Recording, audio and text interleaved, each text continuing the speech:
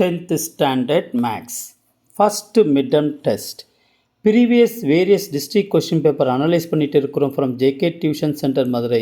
இப்போ Dharmapuri district question part B question number 11. I am Jaykumar. A and B are two positive integers such that A power B into B power A is equal to 800 னு கொடுத்துருக்காங்க. A power B into B power A is equal to 800. Okay.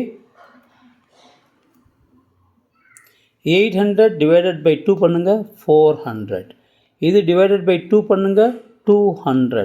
இது divided by 2 பண்ணுங்க 100. இது divided by 2 பண்ணுங்க 50. இது divided by 2 பண்ணுங்க 25.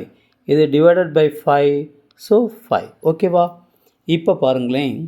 So A power B into B power A இந்த 800 can also be written as 2 power 5 into 5 power 2 னு எழுதலாம்.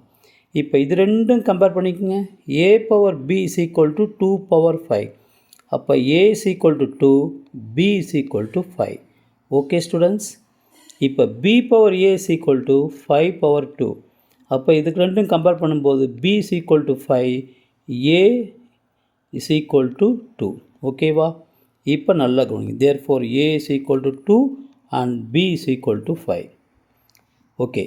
இப்போ சில பேர் என்ன சொல்லுவாங்கன்னா A power B into B power A is equal to ஏன் சார் இது 5 ஸ்கொயர் போட்டுட்டு 2 power 5 போடக்கூடாதா?